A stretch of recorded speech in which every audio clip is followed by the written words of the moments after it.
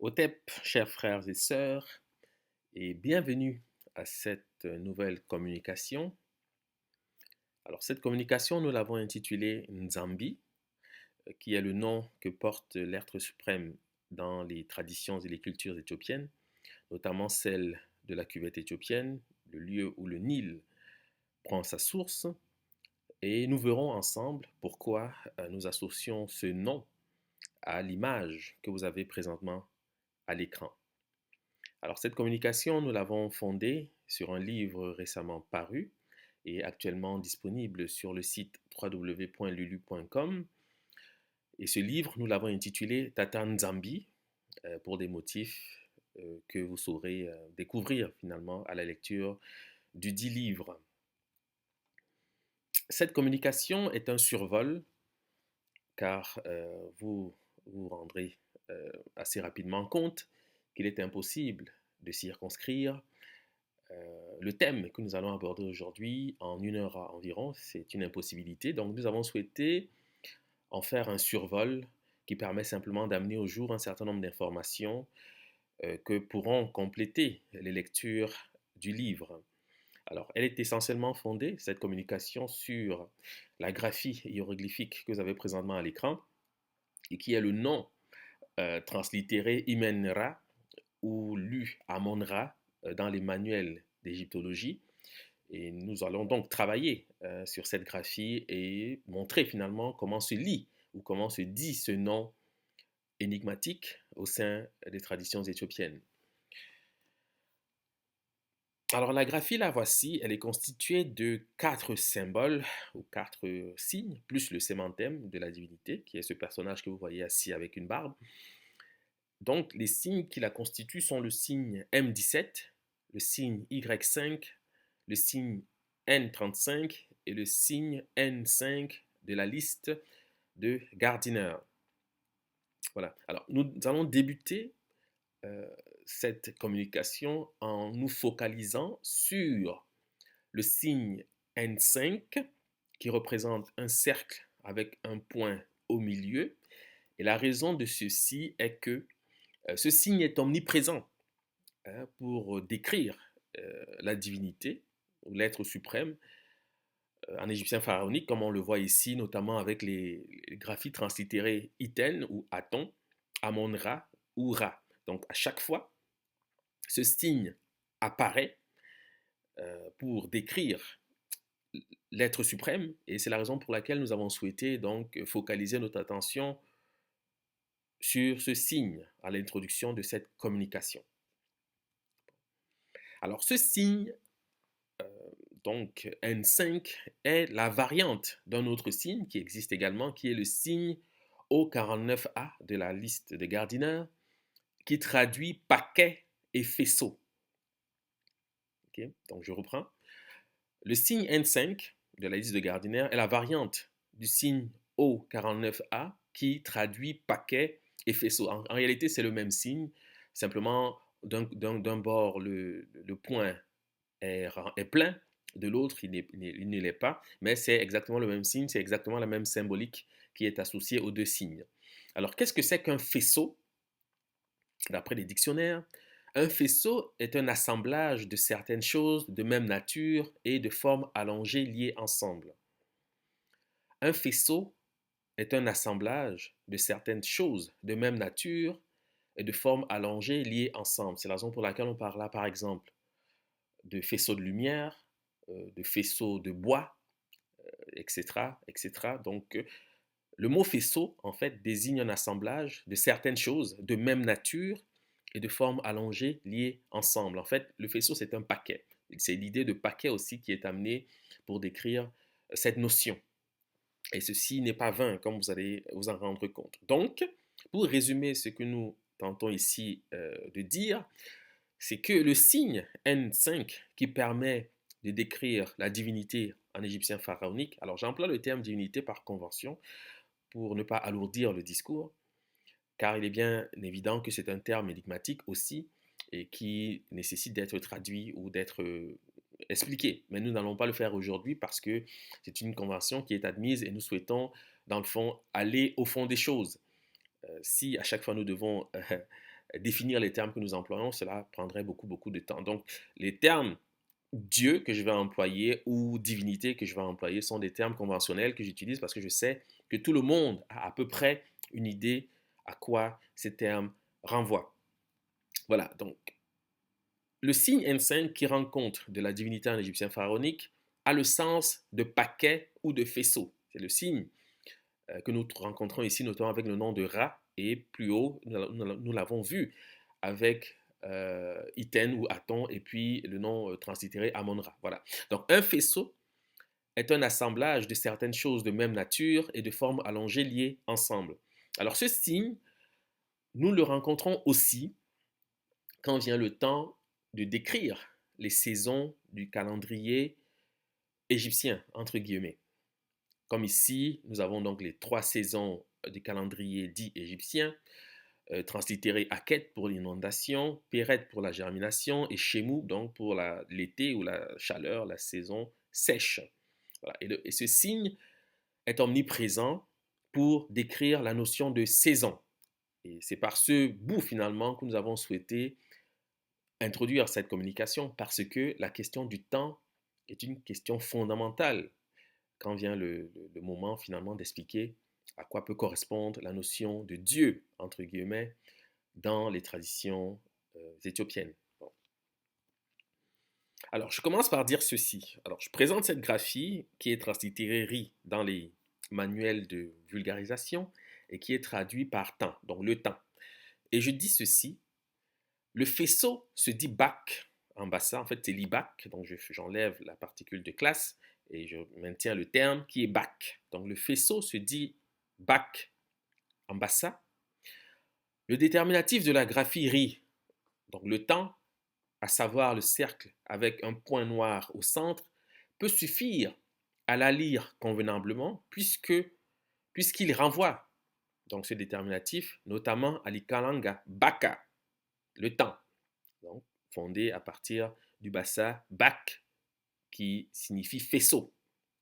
Donc le déterminatif de la graphie ri, le temps, à savoir le cercle avec un point noir au centre, peut suffire à la lire convenablement puisqu'il renvoie notamment à l'ikalanga, langue de la cuvette éthiopienne, baka, donc le temps, une lecture qui s'établit à partir du bassa bak, faisceau. Cette lecture peut être complétée par le signe D21, donc qui représente ici la bouche, donc qui débute cette graphie dans la mesure où nous avons notamment le mbembe, bak, parler, le monumbo, mbake, parler, ou le wolof, wak, parler, prendre la parole, dire. Et je rappelle, pour ceux qui ne sont pas familiers de ces signes, que le signe ici qui représente donc cette bouche ouverte a le sens de parole ou voix en égyptien pharaonique. Donc, cette lecture peut être complétée par le signe D21 qui débute cette graphie dans la mesure où nous avons notamment le mbembe, bak, parler, le monumbo, mbake, parler, ou le wolof, wak, parler, prendre la parole, dire, car ici, naturellement, le B évolue en W au sein des langues éthiopiennes. C'est pour ça que le monumbo dira mbake, parler, et le wolof, wak, parler.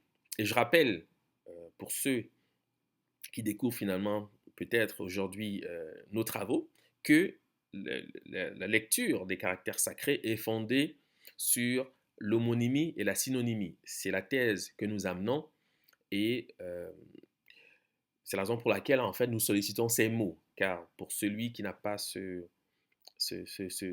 information, cela pourrait paraître curieux. Mais en réalité, c'est une suite logique parce que nous travaillons depuis un certain temps maintenant sur les graphies avec comme socle finalement l'homonymie et la synonymie pour expliquer le lien qui unit les signes au sein d'une même graphie. Bon, donc je reprends la lecture. Le déterminatif de la graphie ri, le temps, à savoir le cercle avec un point noir au centre, peut suffire à la lire convenablement, puisqu'il renvoie notamment à l'ikalanga baka, le temps, une lecture qui s'établit à partir du bassa bak, faisceau. Cette lecture peut être complétée par le signe D21, qui débute cette graphie dans la mesure où nous avons notamment le mbembe, bak, parler, le monumbo, bake, parler, ou le wolof, wak, parler, prendre la parole, dire. Le wolof présente également waka, parler, wakat, ou wakati, reparler, forme qui fonde le thème générique du temps au sein des langues éthiopiennes, comme l'atteste finalement cette liste ici qui est non exhaustive et que nous présentons. Nous aurons notamment le Bamanan ou le Bambara, si vous voulez, Wagati, le temps, ou Wati, le temps, le Najamba, Wagati, etc., etc. Ici, la liste est longue, vous pouvez la parcourir avec moi, mais c'est le thème du temps finalement qui est amené avec le Wolof Wak, qui signifie parler, et lié donc à ce signe qui débute cette graphie finalement. Car il suffit, hein, je le dis, d'identifier convenablement un signe et de connaître le champ sémantique auquel il renvoie pour lire la graphie. On n'a même pas besoin de lire les autres signes. Cela est nécessaire pour l'exercice si on veut finalement exercer l'aspect, j'allais dire polyglotte, des caractères éthiopiens, mais il suffit de reconnaître un signe et de l'identifier de manière objective pour savoir à quoi il renvoie. Voilà, c'est un peu cela finalement que nous essayons de dire. Donc ici, nous avons la liste euh, des termes qui traduisent la notion de temps en égyptien pharaonique, et nous rappelons que le signe qui suit celui qui est considéré comme le roseau fleuri, nous allons y revenir tout à l'heure, est décrit comme étant un jeune pousse. Et nous rappelons qu'en Kikongo, le jeune pousse se dit tombo. Donc tombo, c'est l'herbe de regain, le jeune pousse. La racine est ombo, la même qui forme le bassin, l'umb, la bouche, ou le koya, olumbu, le temps. Le rameau se dit tambi en nyamwezi. Alors je dis ceci, prenez cela comme ça. Pour l'instant, nous allons revenir sur ces termes, mais il faut savoir que cette racine que j'ai décrite tout à l'heure, qu'il s'agisse de ombo ou umbo, untambi, c'est exactement la même racine dans les langues éthiopiennes. Hein. Les voyelles peuvent varier, mais la racine, c'est mb qui est toujours la même. Elle ne varie pas. Et d'ailleurs, je le souligne ici en rappelant que le mot alombu, le koya alombu, le temps, est le terme qui mènera au mot Olympe chez les Grecs. C'est des aspects que j'ai déjà traités dans certains ouvrages, notamment en Congo, où finalement j'introduis l'origine du mot Olympe.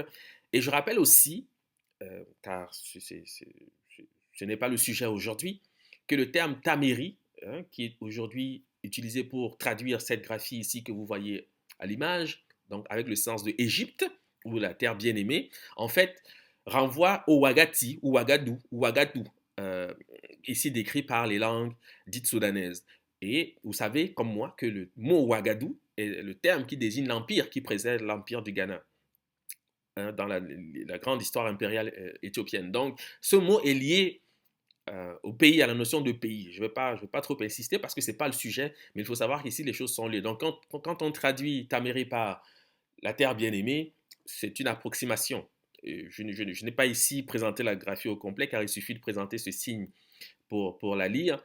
Et c'est souvent le cas dans les textes, mais c'est une approximation. Quand on dit Tamiri et terre bien-aimée, ce n'est qu'une approximation, car les termes essentiels auxquels renvoient ces graphies sont ceux que je présente ici.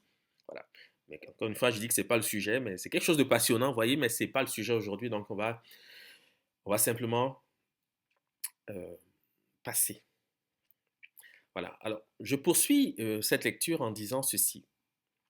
La graphie RR, donc ici représentée, donc traduite par le temps en égyptien pharaonique, est une variante de riz, le temps. La bouche se dit lumb en bassa, l'abbé dira lembo, parler.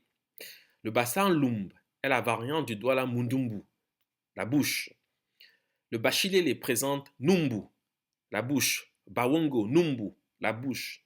Abe et yimbu, la bouche. Le walo, mbu, la bouche. Le beni, mbo, la bouche et le yandando mbo, la bouche qui peuvent être joints au douala mbu, l'année, la saison, au fan mbu, l'année, la saison, à lewondo mbu, l'année, la saison, au bobangi mobu, année, saison, au teke, muvu, année, saison, ou mboshi, obvu, année, saison. Donc, qui est le thème décrit par ces graphies. Car vous voyez que ici apparaît essentiellement le signe donc de la bouche, qui est le signe D21 de la liste de Gardiner, qui permet en fait de décrire la notion de temps. Donc quand on translitère, suivant l'espéranto RR, c'est une approximation. Et comme j'ai l'habitude de dire, il faut s'émanciper de cette manière de considérer les hiéroglyphes, car l'aspect alphabétique est très limitant. Il s'agit d'abord d'idéogrammes et il faut s'attacher à décrire les signes que nous voyons. C'est cela que nos ancêtres finalement ont conceptualisé. L'alphabet viendra seulement plus tardivement. Voilà. Donc, le bassin Lum, bouche à la variante du Bobangi, Elembe, le temps. Le Koya'a, Alumbo, le temps, mots qui viennent justifier du copte Lampi ou Rompi, le temps, qui est la lecture finalement de la racine consonantique Renepet, ainsi translittérée d'après l'espéranto, donc dans les manuels de vulgarisation. Et je rappelle que si on associe la bouche avec le signe M4, qui représente donc, on va dire, ce jeune pouce, mais ce n'est pas tout à fait ça, comme vous allez vous en rendre compte tout à l'heure, car ici c'est la forme ici qui est sollicitée. C'est bien parce que nos ancêtres veulent insister sur le fait que le nom de cet objet courbé est lié à la bouche. C'est la raison pour laquelle nous trouvons ici les mots de la bouche qui permettent de définir finalement la notion de temps en égyptien pharaonique. Voilà. On dira par exemple en Doualambu, le temps, qui est la variante du bassin Lumb, le temps. Ce n'est qu'une variante phonétique. Ici, d'ailleurs, il s'agit d'une métathèse, ce qui est relativement simple à identifier. Voilà. Donc, la notion de temps, en égyptien pharaonique, rend compte des mots que nous tentons ici de solliciter, et des termes comme lembo, lum, etc. Ce sont des termes qui mèneront au mot Olympe.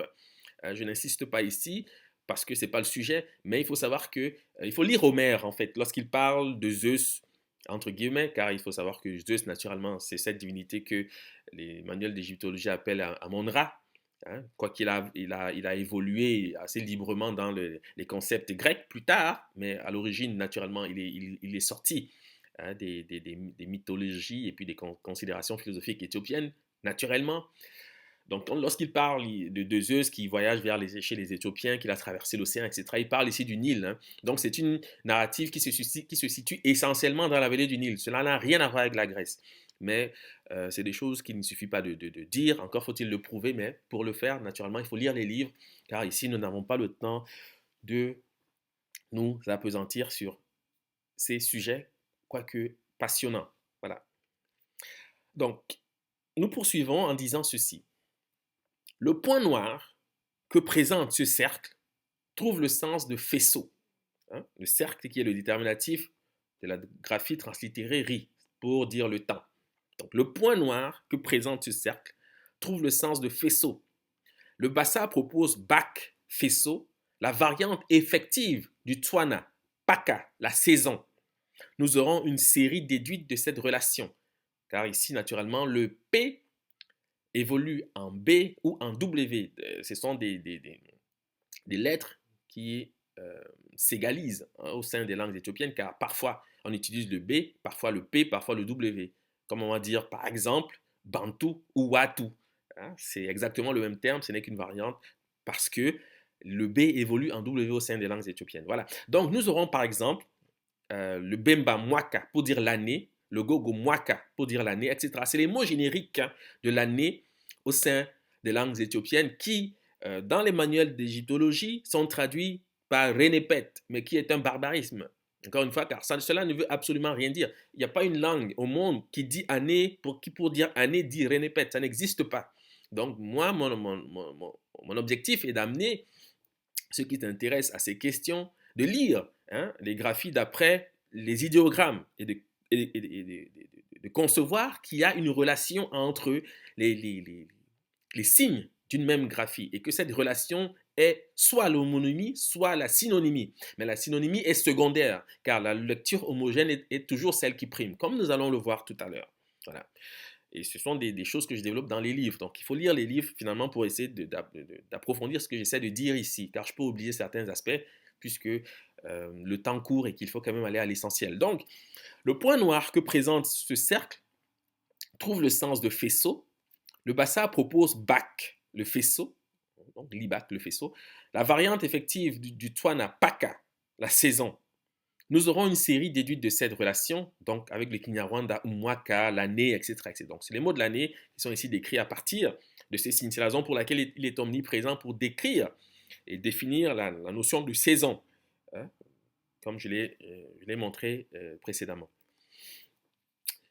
Alors, il y a ici une égalité qu'il faut quand même considérer, car vous savez que l'etnographie coloniale a souvent considéré, d'après la linguistique aussi, que les langues dites soudanaises sont différentes des langues dites bantoues. Bon, c'est ainsi que cela est parfois approché encore aujourd'hui, même par des linguistes qui le font à la journée longue. Pourtant, il suffit de considérer réellement cette racine qui est wak, ou wak, parlé en Wolof, qui va donner notamment le bariba wakati, le moment, qui devient en tonga mwaka, l'année. C'est exactement la même racine qui est sollicitée. Cette racine est le ak, ou le ek, ou le ok, etc. des langues éthiopiennes, qui est la particule élémentaire du langage. Ça aussi, je le dis, puisque cette particule renvoie au trilitère translittéré ank.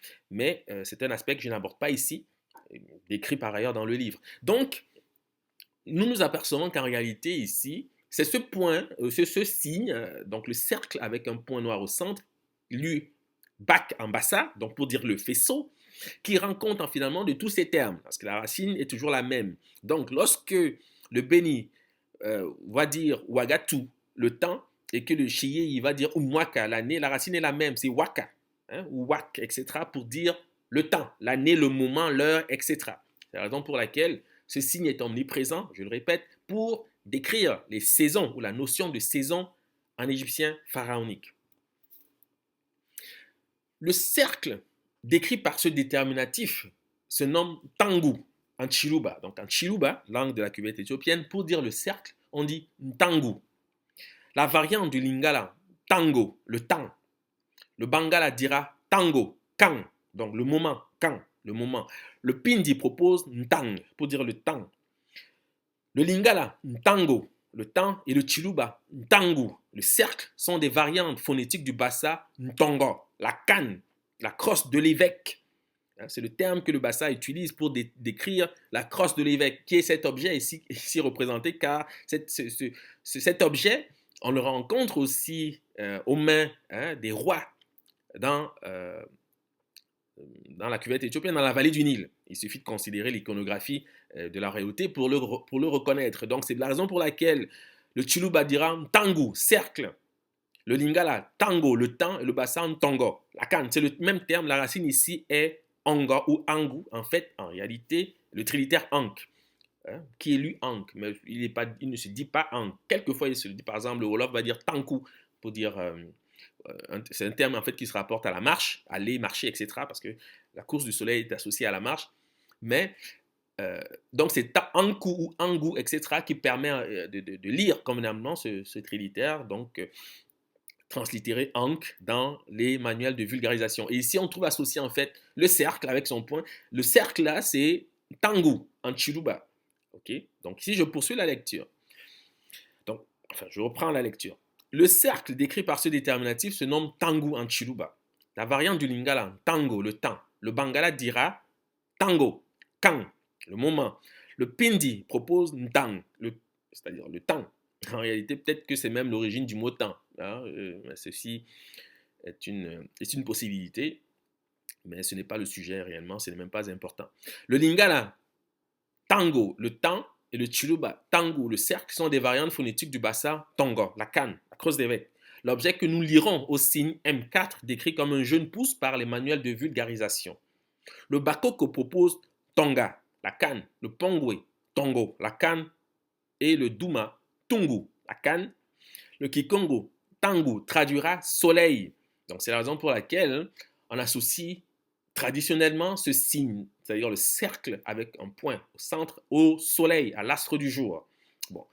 Et nous avons ici en Kikongo donc des variantes qui décrivent finalement la notion de temps, mais pas seulement. Comme on le voit ici, le Kikongo dira tangu, l'air, l'atmosphère, tangu, la durée, tangu, l'époque, la génération, l'ère, tangu, le moment, le temps, tangu, l'occasion, tangu mesaka, en retard, trop tard, tardivement, tangu na tangu, incessamment, tangu yambata, midi, tangu yankaka, quelquefois, tangu yai, maintenant, à présent, à l'heure actuelle, tangu yina, lorsque, etc. Donc ce sont des termes qui décrivent finalement le registre du temps. Ce n'est pas une remarque... cette remarque est très, très importante parce que la question du temps est liée au développement cosmogonique. Le rythme de la cosmogonie est associé au temps. Si vous êtes familier des cosmogonies éthiopiennes, vous allez voir que nos ancêtres prennent toujours le soin de décrire les saisons.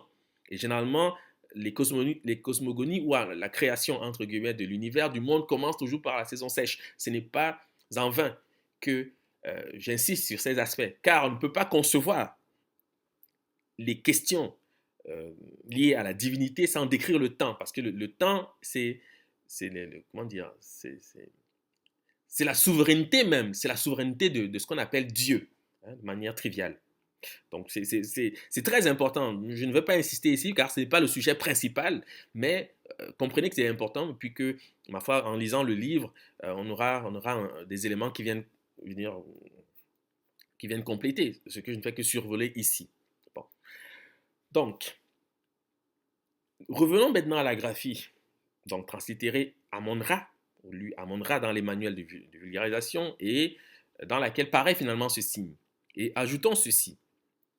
Le faisceau ou le paquet se disent Bumba en Swahili. Maintenant, on va passer à autre chose. Vous allez voir que ce signe couvre un champ sémantique très important, car il suffit simplement qu'il paraisse pour décrire la divinité. C'est pour cette raison que, par exemple, Ra, il suffit de voir ce signe pour décrire la divinité en réalité, parce que nos ancêtres ont mis dans le concept, la notion de paquet ou de faisceau, tout ce qui est nécessaire pour comprendre ce que c'est que Dieu, entre guillemets. Voilà. Donc le faisceau ou le paquet se disent Bumba. En Swahili, Mbom, Ambassa, Mbom, Ambeti, Mubombo. En Chiluba, Mbombi. En Piemo, Mfumbu. En Wanzi, Bimba ou Mobombo. En Bobangi, Mbum. En Bikele, Iyomba. En Tuki. Alors ici, les termes que je cite, les langues que je cite ne sont pas exhaustives. C'est simplement parce que je ne peux pas passer mon temps à citer les langues, ce serait trop long, mais c'est des choses qu'on retrouve notamment dans le livre. Hein. Donc ici, je ne donne que des exemples pour illustration, pour montrer que ce sont des termes récurrents. Et c'est une racine récurrente. Donc quand je dis par exemple Mbom en Bassa et Fumbu en Wanzi, n'allez pas considérer que c'est un mot différent. Car ici, hein, la racine est toujours la même. C'est le MB. Hein, la voyelle peut varier. Cela n'a réellement aucune importance, sauf peut-être pour les variations des langues et puis l'évolution des langues.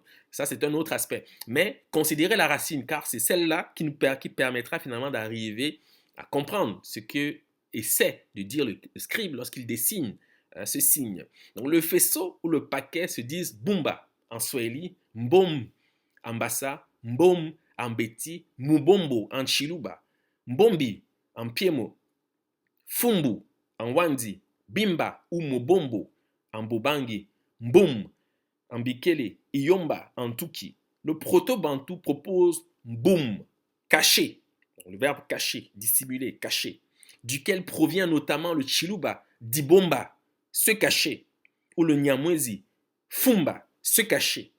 Okay?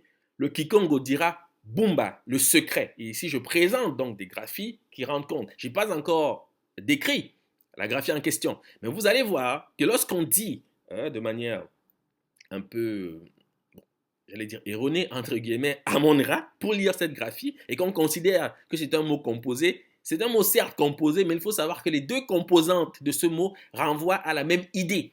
Donc, on peut présenter le signe, donc le cercle avec un point noir au centre, tout seul, ça renvoie déjà à cette idée. On le complète avec l'autre groupe de signes, si vous voulez, donc le roseau, le plateau du jeu Sénète et puis le filet d'eau. On le complète de cette manière, mais il faut savoir que si nos ancêtres associent ces deux mots, entre guillemets, ces deux symboles, c'est parce qu'ils savent pertinemment qu'il suffit d'identifier l'un de ces symboles pour avoir nommé la divinité. Donc c'est un mot composé, mais les deux composantes renvoient à la même réalité. Puisque je suis en train de dire que Bumba désigne le faisceau en Swahili, et vous voyez les graphies ici représentées, on va vous dire Imen, être secret, caché, etc. Et que naturellement, le proto-bantou pour le verbe caché, c'est boum, caché. Comprenez? Donc, cela signifie simplement que en lisant ce cercle avec un point noir, on a déjà nommé la divinité en réalité. Donc, mais il se trouve qu'il y a deux manières finalement d'amener ce nom, et il y en a même plusieurs. Mais ici, je vais me focaliser finalement sur les graphiques conventionnels que nous connaissons. Voilà. Donc ici, je présente quelques graphies simplement pour rappeler le thème ou les notions associées à ce grand Dieu, à cette divinité que nous allons découvrir. Donc, on dira par exemple, on translittérera donc cette graphie hymen pour dire l'invisible caché, etc. Ici, donc vous voyez les graphies. Voilà. Et c'est des graphies que je reprends dans le livre. Ici, encore une fois, je ne fais que survoler les choses. Euh, je peux m'excuser si je ne vais pas dans le détail parce que, ma foi, j'estime que en lisant le livre, on a le temps de comprendre un peu les choses. Ici, je ne fais que donner des indications. Et donc, si l'analyse n'est pas complète, c'est parce que je ne peux pas trop insister non plus, parce que on passerait beaucoup de temps à le faire. Voilà. Donc, maintenant, je vais quand même mobiliser ou solliciter un peu les auteurs anciens pour quand même comprendre comment est-ce que ce nom a été compris à l'époque. Hein, ceux qui ont été contemporains de finalement ceux qui ont produit ces graphies, ils ont quand même eu des discussions avec ceux-là, donc nos ancêtres qui ont produit les graphies, pour finalement comprendre à quoi renvoyait ce nom. Et je vais citer ici Plutarque. Plutarque qui dans Isis et Osiris écrit la chose suivante. On croit assez généralement qu'Amun, dont les Grecs ont fait Amon, était chez les Égyptiens le nom propre de Jupiter ou Zeus. Manéthon le Sébénite croit que ce mot désigne ce qui est caché ou l'action même de cacher. Donc, vous voyez que ici il y a une correspondance entre les témoignages des anciens et les graphies et les mots que je sollicite aujourd'hui, en 2015, pour nommer ces objets ou ces signes qui paraissent pour nommer la divinité, l'être suprême de la vallée du Nil. Car Amon, là, cette divinité appelée Amon, car ce n'est pas son nom tout à fait. On va le voir, c'est une image prépondérante quand vient le temps de décrire la divinité en égyptien pharaonique, ou dans la tradition nilotique. C'est quelque chose de très important. Il suffit de connaître un peu l'histoire pour le comprendre. Donc, et ce dernier ajoute, donc je parle ici de Plutarque, Hécaté d'Abder, donc c'est Plutarque qui parle, il dit, Hécaté d'Abder dit que les Égyptiens s'en servent, donc du nom qu'il lit Amon, pour s'appeler les uns les autres. Donc il dit, Hécaté d'Abder dit que les Égyptiens s'en servent, donc du nom d'Amon, pour s'appeler les uns les autres, que ce nom est de sa nature appellatif, que ce peuple qui croit que le premier des dieux qu'il confond avec l'univers est un Dieu caché et inconnu, l'invoque et le prie de se découvrir à eux en lui disant Amun. En fait, c'est le fameux Amen que vous connaissez aujourd'hui, mais à l'époque, plus tard, lui, il le dit de cette manière. Voilà. Tant ce peuple portait de retenue et de réserve dans sa philosophie religieuse. Donc, je reprends, car ceci est très important pour comprendre les manifestations d'Amon et de ce Dieu appelé Amon. Disons Amon par convention, car c'est un terme que vous connaissez, mais ce n'est pas son nom, on va le découvrir aujourd'hui. Donc, Hécaté d'Abder dit que les Égyptiens s'en servent, donc du nom d'Amon, pour s'appeler les uns les autres, que ce nom est de sa nature appellatif, que ce peuple qui croit que le premier des dieux qu'il confond avec l'univers est un Dieu caché et inconnu, l'invoque et le prie de se découvrir à eux en lui disant Amun, tant ce peuple portait de retenue et de réserve dans sa philosophie religieuse. Maintenant, que savons-nous? Nous allons dire ceci. Cette remarque d'Hécaté d'Abder, rappelée par Plutarque, permet de souligner que le bassa mbom, paquet, est un terme de nature appellatif au sein des langues éthiopiennes. On dira mbom shele beti boulou fang pour traduire frère, ami. C'est un terme récurrent.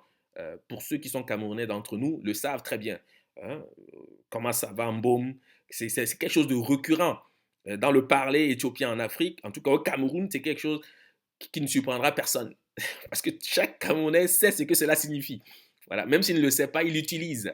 Voilà. Donc, cette remarque d'Hécaté d'Abder, rappelée par Plutarque, permet de souligner que le bassa mbom, le paquet, donc le thème ramené par le cercle avec un point au centre, donc le paquet, le faisceau, est un terme de nature appellatif au sein des langues éthiopiennes. On dira mbom chez les Beti Bouloufang, traduit par frère, ami.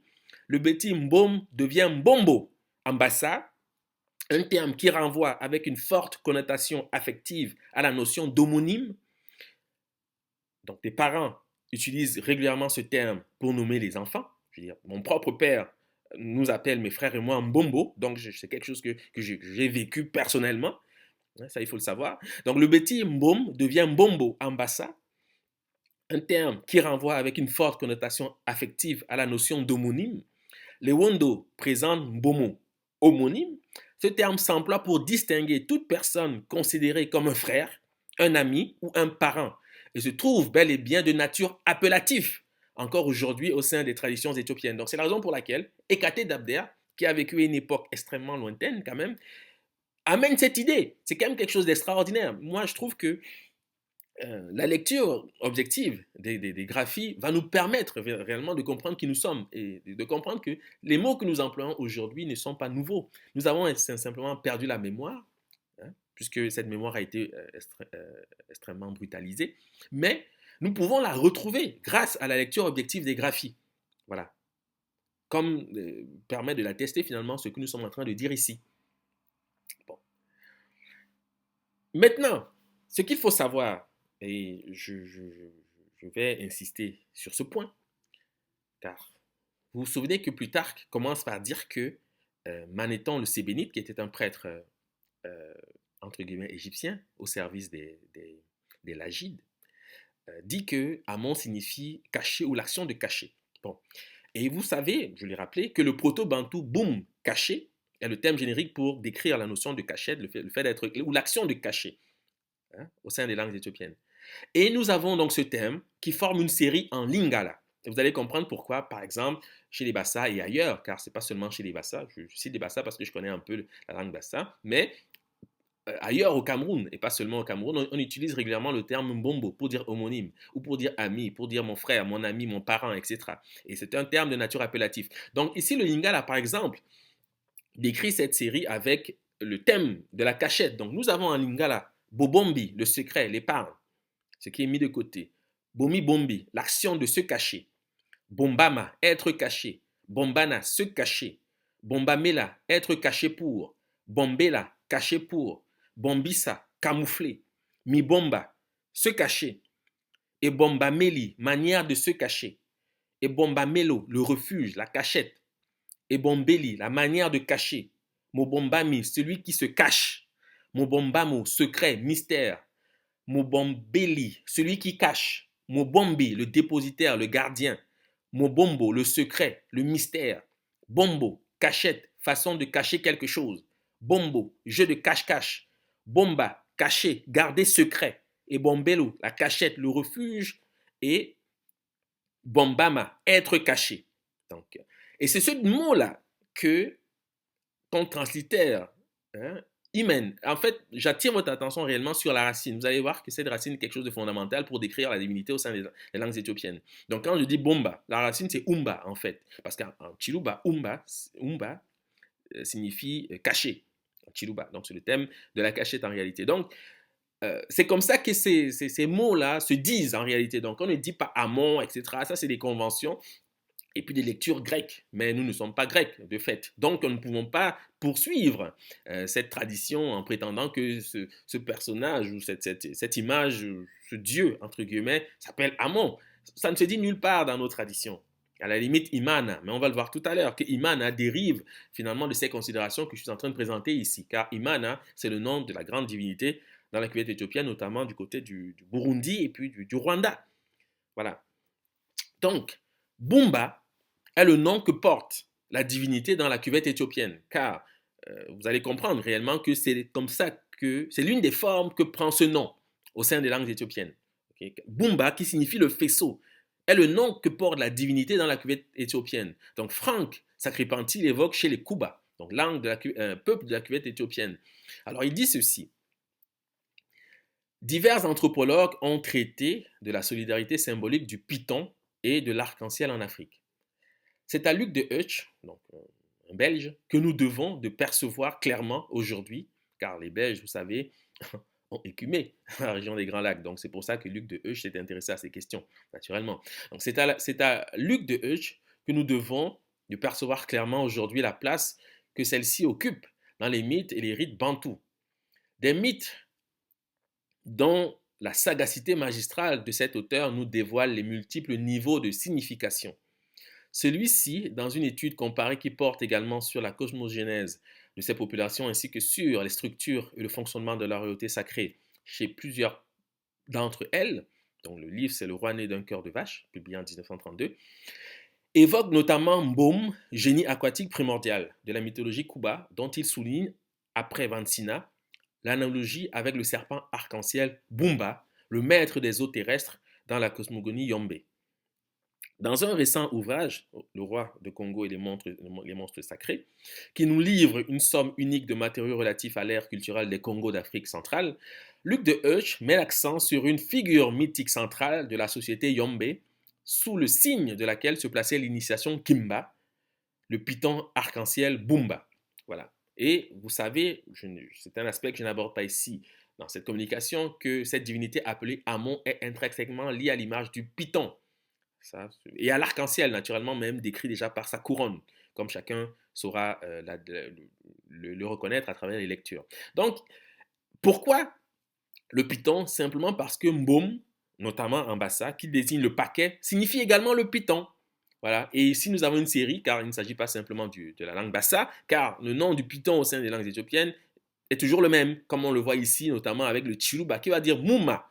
Donc, ce sont ces formes-là. Quand le Chiluba dit Mouma pour dire le python, c'est ce qui devient chez Plutarque et les Grecs Amun ou Amon, etc. C'est cela, en réalité. Donc, c'est une manière, finalement, qu'ils ont eu à considérer nos langues. Hein, à partir de nos différents parlers. Donc ici, nous avons les mots du python, en fait, qui sont aussi les mots du faisceau, du paquet, comme je le décris depuis tout à l'heure. Notamment avec le lingala mboma, c'est le python, luango mbom, c'est le python, vili mbom, c'est le python, bassa mbom, c'est le python, fang mvom, donc parce que le B évolue en V, c'est le python, etc. Donc vous avez ici la liste, elle n'est pas exhaustive, mais elle donne déjà une idée assez relative qu'il s'agit ici d'un terme récurrent pour nommer le python. Et le python, c'est les mots du Python sont également ceux du paquet, associés, hein, au signe que nous décrivons depuis tout à l'heure, à savoir le cercle avec un point noir au centre. Voilà, qui est le thème générique de la divinité, qu'il s'agisse de cette divinité que l'égyptologie appelle Aton, ou Amon-Ra, ou Ra. Et vous savez, c'est un sujet que je n'aborde pas ici, mais dans le livre, je le décris.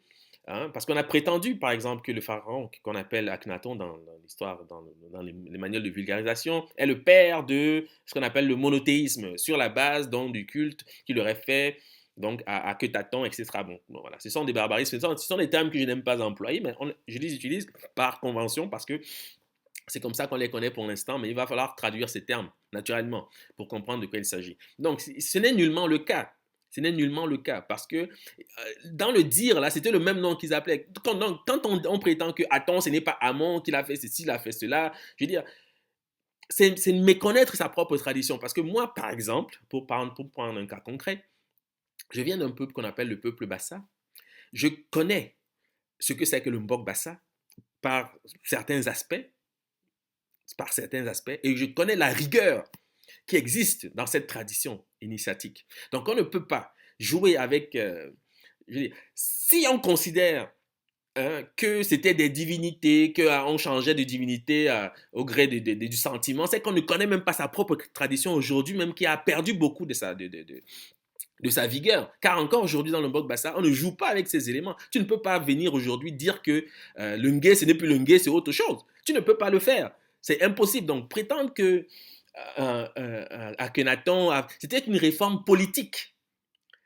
Mais à l'époque, dans nos traditions encore aujourd'hui, la politique est intrinsèquement liée à la question spirituelle. Je veux dire, dans nos réalités, c'est le cas. Donc, quand tu fais de la politique, tu es nécessairement dans le registre de la prêtrise ou voilà, du religieux. C'est pour cette raison qu'il fait une réforme politique et on prétend qu'il est le père du monothéisme. Non. Et d'ailleurs, cette réforme a survécu par certains aspects, mais elle a quand même été corrigée ou rectifiée par ses successeurs. Donc, ce n'est pas... Il faut connaître sa tradition pour interpréter ce qui se passe dans la vallée du Nil à une époque, finalement, qui est assez lointaine. Car si on considère qu'on changeait de Dieu au gré du sentiment, c'est-à-dire qu'il n'y a pas de tradition constituée, sur quelle base on peut faire une civilisation pendant 3 millénaires en prétendant que du jour au lendemain, on va changer de la manière d'appeler l'être suprême? Ça n'a pas de sens. C'est une parenthèse. C'est simplement pour dire que cet aspect est traité dans le livre Et je parle de ces graphies, car quand vous considérez les deux graphies, même vous voyez, ce qui manque, ce n'est qu'un signe. Si vous croyez qu'on change de divinité parce qu'on a changé un signe, vous n'avez pas lu les hiéroglyphes. Ça, il faut le savoir. Donc, je poursuis. Le nom Bumba est celui qui distingue le démiurge dans la cuvette éthiopienne. Ce nom signifie littéralement le caché, formé à partir du proto-bantou boum, caché. Le Kinyarwanda offre Sebumba, littéralement le père de l'argile. Nous allons y venir. L'autre nom d'Imana, le dieu suprême dans la région des Grands Lacs éthiopiens. Cette relation est renforcée par la figure du dieu Gnum, c'est comme ça que l'égyptologie l'appelle, associé à l'argile et à la poterie, l'une des manifestations du dieu appelé Amon, donc notamment à Éléphantine. Et Théophile Obenga écrit la chose suivante. En langue Congo, le verbe bumba signifie mouler, faire des objets de poterie, créer, faire, bâtir avec la terre. Un dialecte Congo, comme le parler Vili, précise bumba, nom générique de tout objet plus ou moins artistiquement travaillé. Donc, les mots de la poterie se déclinent comme suit, car ici je fais une évolution, puisque vous allez voir que cette divinité appelée Bumba, dans la cuvette éthiopienne, est effectivement liée à la poterie, puisque la poterie se dit Bumba. Ce n'est qu'une relation d'homonymie évidente. Donc, par exemple, nous avons ici le Kinandé qui dira Eribumba, l'argile, le Runyakore, Ibumba, l'argile, etc., le Rumagno, Bumba, façonné de la poterie. Voilà. Et le potier, naturellement, c'est cette divinité que l'égyptologie appelle Knum, ici présentée. C'est quelque chose d'extraordinaire. Quand, à considérer ces images hein, comme il faut, vous allez comprendre à quel niveau hein, évoluait notre ancestralité. Parce qu'aujourd'hui, nous faisons du cirque. Ça, je vous le dis. Bon, je prends un exemple ici. Je vais lire ce nom d'après la méthode que nous suggérons. Et vous allez comprendre comment s'appelle ce dieu que l'égyptologie appelle Knum, qui est un nom, qui est un terme qui n'apparaît nulle part en Afrique ou en Éthiopie pour décrire la divinité naturellement. Donc, je commence par dire ceci. La poterie décrite par cette graphie est un pot, naturellement. Le bukuzu, donc langue de la cuvette éthiopienne, présente Sibumba, le pot, une variante du Kinyarwanda, Sebumba, que l'on traduira par Dieu, entre guillemets. Okay? Ce n'est pas tout à fait ça, puisque c'est en rapport avec la poterie, mais quand on dit Sebumba et puis on dit Dieu, c'est un raccourci. Mais je le dis par convention pour ne pas être long. Voilà. Donc la poterie décrite par cette graphie est un pot, le bukuzu. Donc cette poterie, quand vous voyez la graphie, elle débute par un pot, naturellement. Donc une poterie. Le bukuzu présente Sibumba, le pot, une variante du Kinyarwanda, Sebumba, Dieu. En fait, Sebumba, littéralement, signifie le père de l'argile. Voilà. Le pot se dit Inongo, en Bemba, Enyungu, en Shiga, Nyungu, en Chiluba, Ongo ou Enyongo, en Ekegusi, Nyungu, en Nyamwezi, Enyungu, en Bukuzu, etc. Cette série distingue la racine Ungu ou Ongo, que nous retrouverons notamment avec le Romo, Urungu, le Ibu. Donc nous évoluons dans la lecture, nous passons au second signe, et c'est une lecture homogène. Oromo, Urungu, le Ladi, Kungu, le Ibu ou le Bassa, Kun, ou Likun, si vous voulez, le Ibu. La racine est toujours la même, parce que le Bassa ampute toujours le G et donne un N, en fait, qui a une profondeur Kun, en fait, c'est un peu ça. Donc le signe qui suit le Ibu est une corde ou une lanière spiralée. Le Chiluba dira Nyenga, la spirale, et le Bemba, Nyong. Torsade, spirale. Cette torsade est aussi décrite par les cornes que présente le bélier consacré à ce grand dieu. Le Nyamwanga propose Nyongana, spirale. Le Swahili, Nyonga, spirale. Le Pangwa, Nyonga, spirale. Le Mambwe, Nyonga, spirale. Ce n'est qu'une variante de Nyungu, en fait. Je ne sais pas si je l'ai dit. En tous les cas, j'espère que vous suivez. Donc, le Nyamwanga propose Nyongana, la spirale. Le Swahili, Nyonga, spirale. Le Pangwa, Nyonga, la spirale. Le Mambwe, Nyonga, la spirale. Donc, je suis en train de continuer la lecture, en fait. Je suis en train de décrire maintenant cette lanière spiralée que vous êtes en train de, qui suit, en fait, le hibou. Et le Mamba, Nonga, spirale. Cette lecture montre que les signes de cette graphie seront des homonymes fondés sur la racine Ungu ou Ongo. Cette relation justifie notamment de l'Oromo, Urungu, Ibu, qui deviendra une variante effective de l'Azu, Murungu, pour dire Dieu, en Azu. Et nous avons d'autres correspondances. Ici, donc, c'est un thème générique dans la cuvette éthiopienne pour décrire ce qu'on appelle en fait, ce concept est nommé Dieu en fait. Voilà.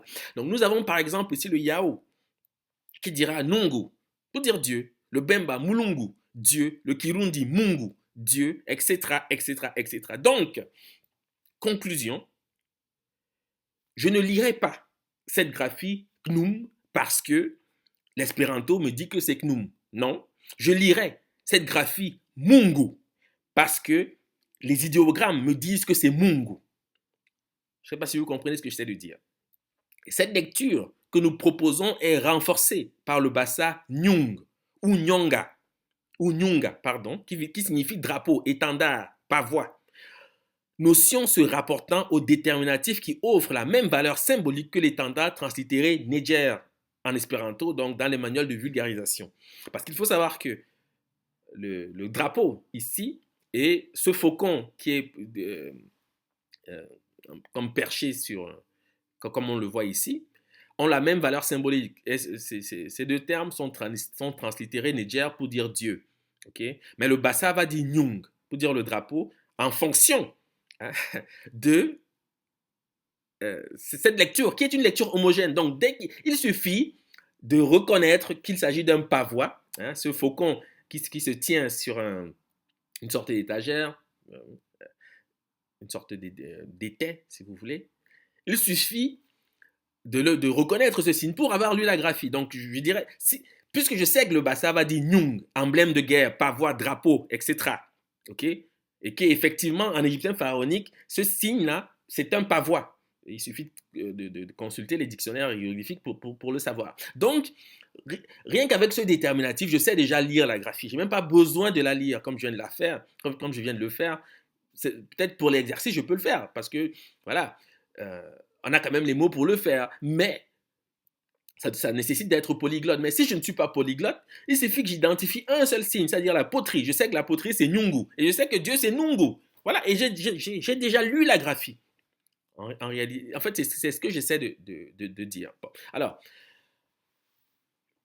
la graphie que je présente ici, donc avec comme déterminatif le bélier, avec les cornes en torsade, et vous allez voir qu'en fait, dépendamment de ce qu'on met dans une graphie, l'égyptologie dira toujours Knum. Enfin, l'égyptologie. L'espéranto, oui, l'égyptologie, si vous voulez, dira toujours Knum. Même moi, je ne lirai pas Knum. Parce que ce n'est pas ce que me disent ces idéogrammes, puisque je sais qu'il y a une relation d'homonymie. Donc, je lis à partir de ce fondement. Voilà. Et je vais lire encore une fois cette seconde graphie que l'égyptologie, ou les manuels de vulgarisation translittèrent aussi Knum. Je dirais donc, la graphie 2 débute naturellement avec une poterie. Le Loganda propose Bumbe, la poterie. Le Tetela Ibomba, la poterie. Le Mboshi introduit une variante avec Elomba, la poterie. La racine est toujours la même. Amboshi, Elomba traduira également chef, ancêtre, vieux, doyen. Le Bassa propose Lambi, vieux, ancien, que nous retrouvons avec Ilolambi, le nom donné à la divinité suprême dans le Mbok Bassa, qui est habituellement traduit par l'ancien des anciens ou l'ancien qui sommeille, etc. Donc, le Bakoko offrira Ololome, Dieu, qui est une variante du Bassa et de Lombi. Le Mboshi et Lomba, poterie, le Bassa, Lambi, ancien, sont des variantes du Ladi, Lombo, noircir, du Kikongo, Ndombe, noircir, relation qui précise le thème chromatique de la divinité éthiopienne. Car ici, il faut savoir que toutes les divinités de la génération en égyptien pharaonique sont représentées carbonisées, noires. C'est un fait. Et la raison de cela est décrite par ces termes ici sollicités. Donc le Pongwe offre Idombe, le mouton, donc une variante du Kikongo, Ndombe. Donc en Pongwe, on va dire Idombe, le mouton, le bélier, l'animal qui est consacré à cette divinité que l'égyptologie appelle Amon. Et nous avons des variantes. Donc le Fan va dire Ntomba, le bélier, Boulou, Tomba, le bélier, Punu, Ndombu, le bélier, Mboshi, Ndombo, le bélier, etc. Le Bassa va dire Ntomba, le bélier. Donc c'est toujours le même terme. Les motifs en fait de ces correspondances sont liées à la graphie elle-même, comme vous le voyez ici en fait. Qui est donc représenté un bélier. Et la raison pour laquelle cette divinité appelée Amon est associée au bélier est fondée à partir des mots de la poterie, du verbe cacher, etc., etc., donc décrit depuis tout à l'heure. Donc ce n'est pas une fantaisie. Comprenez bien que ce n'est pas une fantaisie si ce Dieu, ce grand Dieu, entre guillemets, a été associé, n'est-ce pas, au bélier. Bon. Et ici, je faisais, donc dans le livre, je fais quelques exercices. Hein. Je présente en fait comment il faut lire les graphies. Et ici, je vais donner juste quelques exemples qui ne sont pas exhaustifs pour bien montrer que nous sommes en fait dans la réalité des faits et que c'est un peu comme ça qu'il faut lire finalement les caractères sacrés. Nous lirons cette graphie Bumba, poterie, donc celle-ci qui présente les thèmes récurrents pour dire Amon en égyptien pharaonique ou en tout cas dans les manuels de vulgarisation. Nous lirons cette graphie Bumba, poterie, en vertu des signes et du déterminatif qui la composent. Et puis ensuite, nous passons à la seconde, qui signifie bétail, troupeau. Nous lirons cette graphie Bimuna, troupeau, en Chiluba, ou Bemba, qui est une variante de Bumba, troupeau, cheptel, ambassa, en vertu des signes et du déterminatif qui la composent. Le Chiluba propose Kumbi. La racine est toujours la même. Étable, enclos, et le doigt là, Bemba. Étable, le lieu où repose le bétail. Donc c'est un peu comme ça finalement qu'il faut lire ces graphies, où vous voyez à chaque fois apparaître ces signes que je n'ai pas encore décrits, mais que je vais survoler tout à l'heure. Comprenez? Donc ceci montre simplement que nous sommes dans le dire éthiopien et que les objets représentés rendent compte en fait des concepts, des notions qui existent encore aujourd'hui dans nos langues. Alors ici maintenant, naturellement, il existe plusieurs façons d'écrire le nom de cette divinité appelée Amon dans les manuels de vulgarisation. Généralement, elle ne s'écarte pas des signes que je présente ici. C'est la raison pour laquelle j'ai souhaité questionner ces deux graphies. Vous allez voir qu'on arrive à quelque chose d'intéressant. Parce que avec l'une des graphies, donc la graphie dite, en tout cas la graphie 1, nous avons la couronne rouge dite de Basse-Égypte, qui, dans la graphie 2, sera remplacée par le filet d'eau, comme vous pouvez le voir. Et ce remplacement peut surprendre. On peut poser la question de savoir, mais pourquoi est-ce que nos ancêtres estiment que la couronne rouge entre dans le nom de cette divinité appelée Amon et peut être remplacée par le filet d'eau, etc. Et puis les déterminatifs ici, d'un côté c'est le sémantème, de l'autre côté c'est le faucon, donc c'est des choses que j'ai à regarder. Donc par exemple, avec la graphie 2, moi je peux lire cette graphie Nungu, Nyungu ou Mungu. Je sais que je suis en train de dire le nom sollicité, parce que je connais le nom du déterminatif, je sais à quoi renvoie ce déterminatif. Je n'ai même pas besoin de... Quand on dit Amon, c'est une convention, parce que je peux dire Mungu, c'est son nom.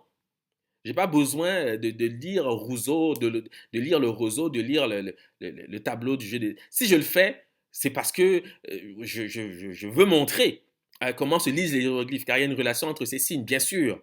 Hein, et naturellement, le scribe le sait. Et il est polyglotte, donc il le sait. Et il veut, en fait, avoir, comment dire, la graphie la plus complète possible pour que chacun puisse s'y retrouver. Mais si moi je suis Bassa et que je ne suis pas polyglotte, j'arrive, je vois le faucon sur les terres, je vais dire Mungu pour dire Dieu. Aussi simple que ça. Voilà. Donc,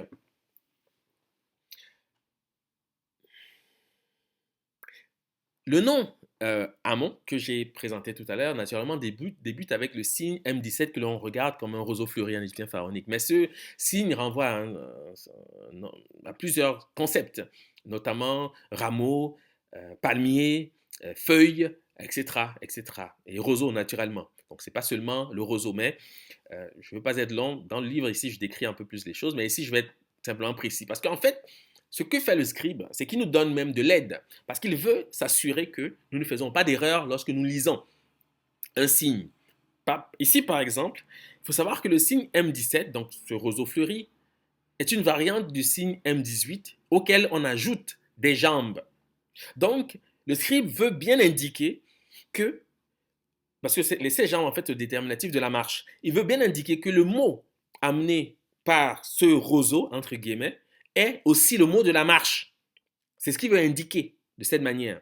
C'est pour ça qu'il associe ces deux signes. Et c'est souvent le cas en égyptien pharaonique. Lorsqu'on a un signe qui renvoie à un champ sémantique très vaste, on précise parfois, en adjoignant à ce signe, un autre symbole qui permet de préciser le sens on va le voir tout à l'heure. Mais ici, ce n'est qu'une indication qui permet en fait de comprendre comment ça fonctionne. Donc, nous avons par exemple en Nyamwezi le rameau qui va se dire tambi, et puis le pas, d'une manière générique, dans les langues éthiopiennes, se dit tambi. Donc nous avons le même mot. Et donc cela signifie quoi? Cela signifie que le scribe ici veut insister pour dire que lorsqu'on rencontre cette manière de ce signe-là, il faut dire tambi. C'est ça. Donc la relation entre la jambe, la marche et ce roseau peut être affirmée par le Nyamwezi, tambi, le rameau, ou lazu, itambi, rameau. Les variantes effectives du Kinyarwanda, tambwe, pas, kiga, tambwe, le pas, l'enjambement, du mandinka, tambi, passer, dépasser, ou du bashilele, itambi, le pied.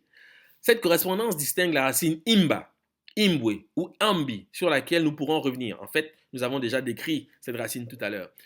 Parce que quand je dis bumba, c'est la même racine. La racine, c'est mb, en fait, et les voyelles peuvent varier, mais la racine sollicitée, c'est celle-là. C'est ce à quoi, en fait, c'est cet aspect ici que j'ai souhaité souligner. Donc, la relation entre la jambe, la marche et ce roseau peut être affirmée par le Nyamwezi, tambi, rameau ou lazu, itambi, le rameau. Les variantes effectives du Kinyarwanda, tambwe, le pas, kiga, tambwe, le pas, l'enjambement, du mandinka, tambi, passer, dépasser, ou du bashilele, itambi, le pied. Naturellement, ce n'est pas exhaustif ici, bien sûr. Cette correspondance distingue la racine imba, imbwe ou ambi, sur laquelle nous pourrons revenir. Ici, je passe au second signe, qui est le plateau du jeu appelé Senet, donc d'après les manuels de vulgarisation. Okay? Et encore une fois, le scribe nous donne de l'aide. Pourquoi? Parce qu'il veut s'assurer que nous savons à quoi renvoie ce plateau. Parce que ça peut signifier beaucoup. Les mots du plateau, il y en a tant et plus au sein des langues. Les mots du jeu aussi.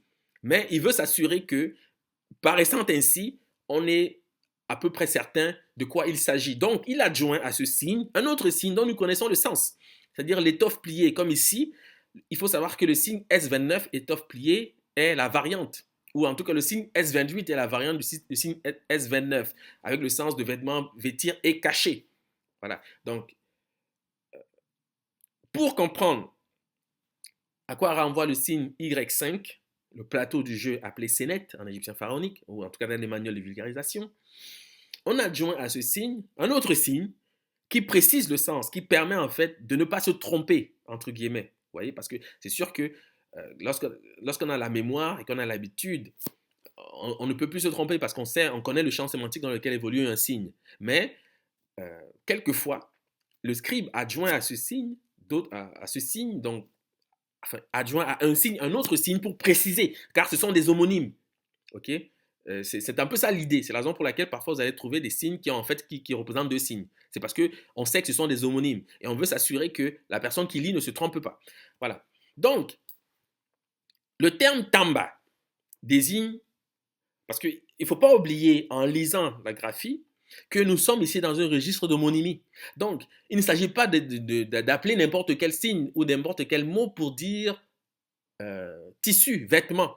Il faut chercher le mot qui est homonyme du premier, de celui qu'on a déjà lu en fait. Cela permet simplement de renforcer la lecture, car la lecture est d'abord et toujours homogène.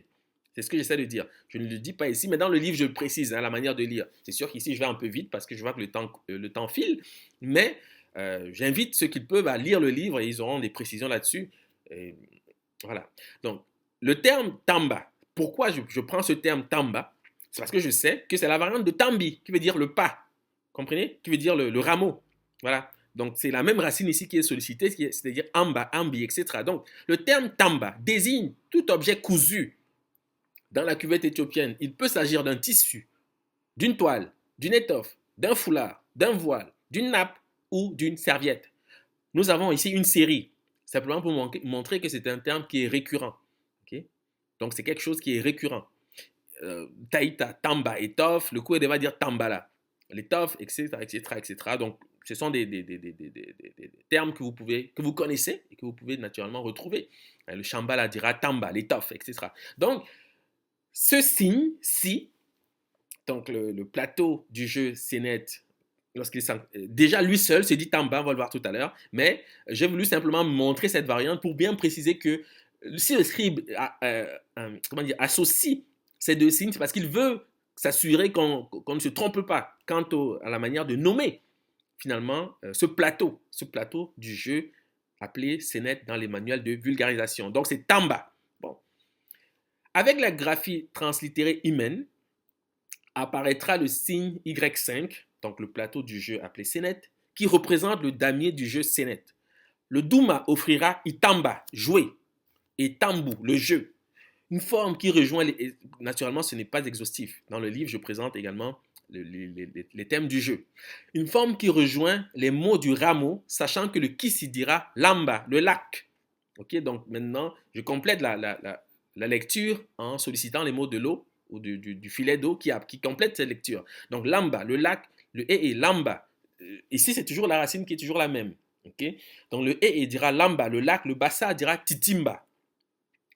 Le lac, la racine c'est Imba, bien sûr. La racine sollicitée est encore Amba, Ambo, Umba, Imba. Le doigt là propose Dimba, caché.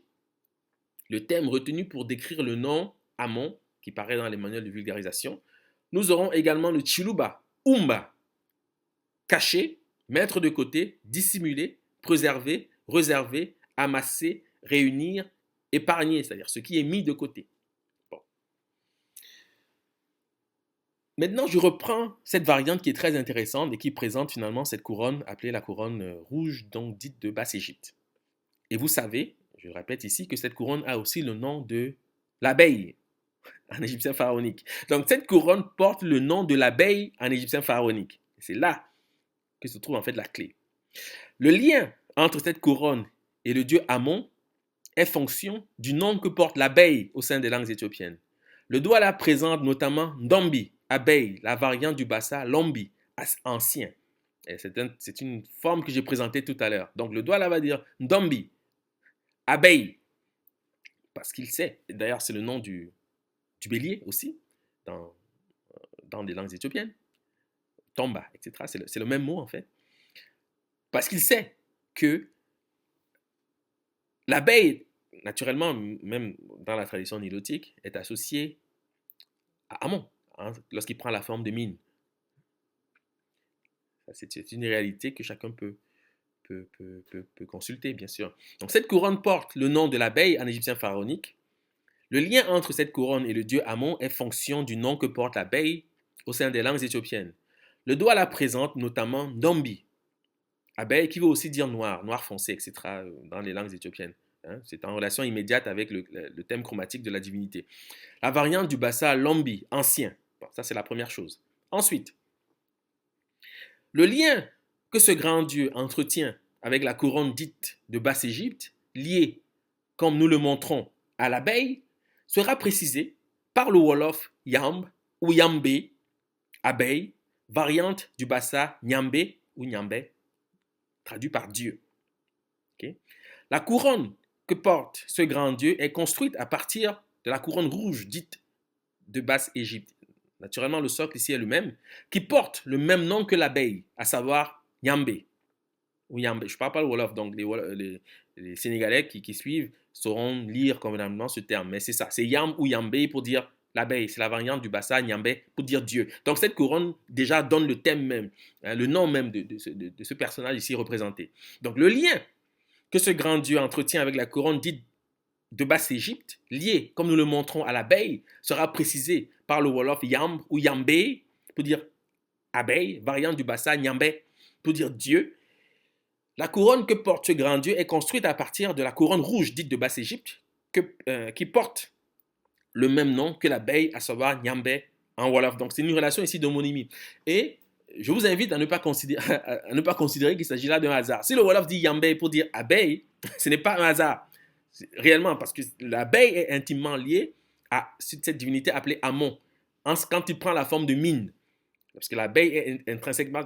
D'ailleurs, je vous invite à consulter les chroniques qui nous parviennent de la vallée du Nil, qui existent dans certains manuels, pour voir ces liens. Je n'ai pas le temps ici d'insister. Dans le livre, naturellement, j'en parle, mais pour quelqu'un qui considère ces questions pour la première fois, ça peut être un peu compliqué. Je peux le reconnaître. Donc, j'invite à la lecture du livre pour avoir des éléments qui permettent de densifier finalement ce que je ne fais que survoler ici. Voilà. Donc, et ce Nyambé, le Wolof, le nom de l'abeille finalement, ou le nom de Dieu, etc., devient le thème générique de la divinité suprême dans la plupart des langues éthiopiennes. Quand je dis la plupart, j'allais même dire dans toutes les langues éthiopiennes, parce que vous allez voir ici qu'on couvre vraiment tout le domaine éthiopien. Hein, ça va de l'éton Nzama pour dire Dieu, la variante du Fang Nzamba pour dire Dieu, au Mombo Amana pour dire Dieu, en passant par le Tebul Ure Amba. Le Tebul Ure maintient simplement la racine Amba. Hein, Amba pour dire Dieu, qui va devenir Ama pour dire Dieu, etc., etc., Ntembe, etc. C'est le même mot que toute l'Éthiopie utilise pour désigner l'être suprême. Et cet être suprême, c'est celui ici représenté en fonction de ce que j'ai dit tout à l'heure. Cela me paraît relativement clair. Hein, et j'invite euh, ceux qui le souhaitent, naturellement, à lire le livre, non seulement ça, ou à regarder encore une fois cette communication, parce qu'il y a une suite logique, en fait. Les termes que je sollicite depuis le début, là, ce sont les mêmes qui paraissent ici, car la racine est toujours la même. En fait, voilà. Donc, c'est ça. Alors, nous avons ici donc, le thème générique de la divinité ou de l'être suprême dans les langues éthiopiennes.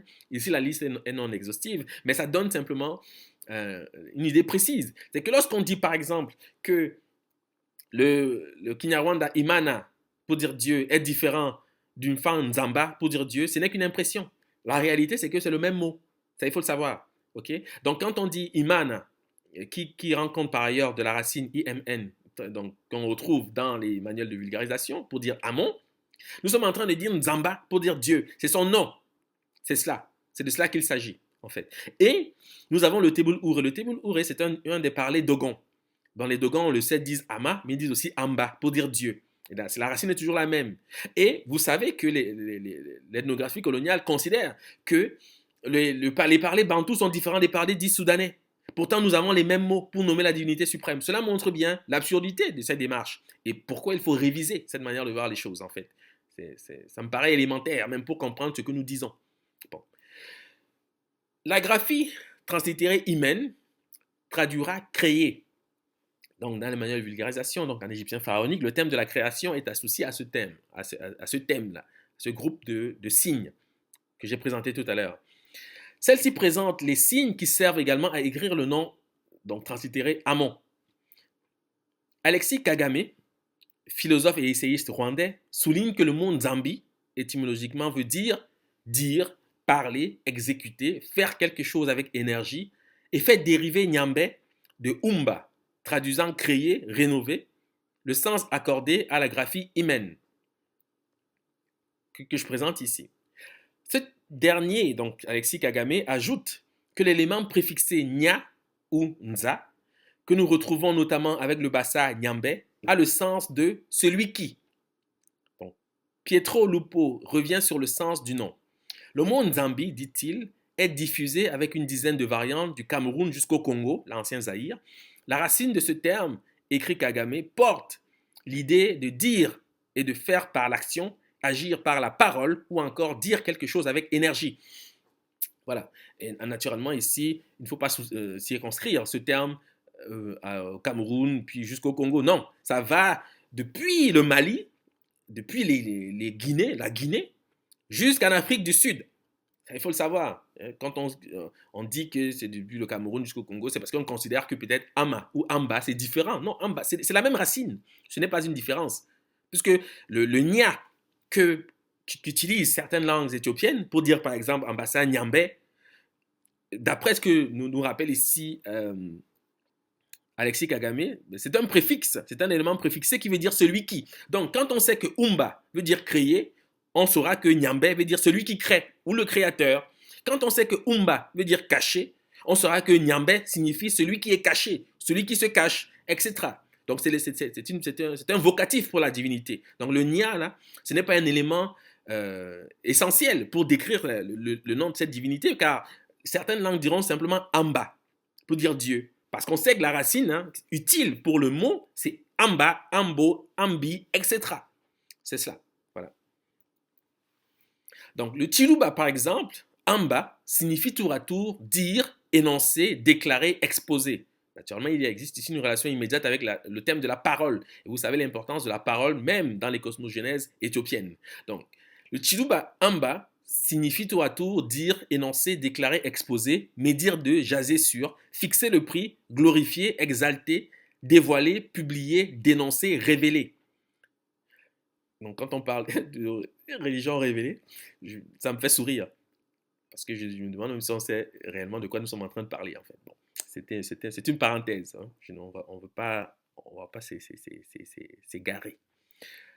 Cette racine donnera notamment en Chiluba, Ambila, raconter à, informer, renseigner, Bwambi, ce qui se dit, manière de parler, le verbiage, Bungamba, art de parler, art de dire, la littérature, Bwambamba, le bavardage, Chamba, narrateur, orateur, Chambilu, la phrase, Diamba, l'action de dire, Diambu, hardiesse de langage, palabre, Mwambi, personne qui dit ou parle, orateur, Ngamba, qui est une variante de Nzamba tout simplement, personne éloquente, Ngambi, orateur, Gambilu, manière de dire, de parler. Donc c'est la racine amba qui signifie Dieu par ailleurs, notamment avec les langues du domaine dogon, qui rend compte de cette série. Et je mets ici un trait d'égalité entre ces correspondances et le nom de la divinité suprême, car il s'agit simplement de la même racine en fait. Donc la divinité éthiopienne décrite est intimement liée, intrinsèquement liée à la notion de parole, premièrement, mais pas seulement. Voilà. Et ici, nous approchons la conclusion. Et je rappelle simplement que, ici, nous avons ici représenté donc, le nom de la couronne que porte cette divinité, donc appelée Amon, en fait, qui est Nzamba ou Nzambi. Voilà. Tata Nzambi. La plume se nomme Imba. C'est la même racine. Ou Yimba, Ambassa. La plume. Qu'on trouve ici représentée notamment avec le nom, non seulement de cette couronne, mais ici avec la divinité elle-même. Donc, variante du Douala, Dimba, qui signifie cacher, dissimuler. Le Chiluba offre Imba, souffler à l'aide d'un soufflet, qui forme Mwimbi, le souffleur, celui qui actionne un soufflet de forge. La variante effective du Mwambi, de Mwambi, en Chiluba, qui signifie celui qui parle, l'orateur. La raison pourquoi j'évoque ici la forge, c'est parce qu'elle est essentiellement liée au terme de la divinité en Éthiopie. Car Nzambi, c'est le forgeron du ciel. C'est celui qu'on appellera Amon, par ailleurs, ou qui va devenir Zeus, qui plus tard, finalement, une sorte de caricature de ce que c'est que cette divinité du point de vue des Éthiopiens. Donc la plume se nomme Imba ou Yimba, Ambassa, variante du Douala Dimba, caché, dissimulé. Le Chiluba offre Imba, soufflé à l'aide d'un soufflet, qui forme Mwimbi, le souffleur, celui qui actionne un soufflet de forge. La variante effective de Mwambi, celui qui parle, l'orateur. Donc, il faut savoir que ce thème-là n'est pas simplement lié à la parole. Ici, je souhaite amener une conclusion de cette manière pour rappeler que c'est beaucoup plus vaste. Quand on parle de Nzambi, de cette divinité que certains nomment Amon dans les manuels de vulgarisation, il faut d'abord considérer l'action créatrice, car la forge est intimement liée au thème de la création. Et vous savez que les premières divinités éthiopiennes sont des divinités de métallurgistes. La question du fer, de la forge, est essentielle pour comprendre même la naissance de ce qu'on appelle la civilisation. Bon. Donc, c'est ici que s'achève cette communication que nous avons souhaitée courte. L'essentiel de ce que nous avons dit est présent et dans ce livre, Tata Nzambi, actuellement disponible sur le site www.lulu.com. Ce livre est dense, il y a un nombre considérable, disons, d'informations qui permettront j'allais dire de densifier, ou en tout cas de faire un peu le tour de cette question que nous n'avons fait que survoler aujourd'hui. Voilà. Nous vous remercions de votre attention et vous souhaitons de passer une excellente semaine. Au TEP.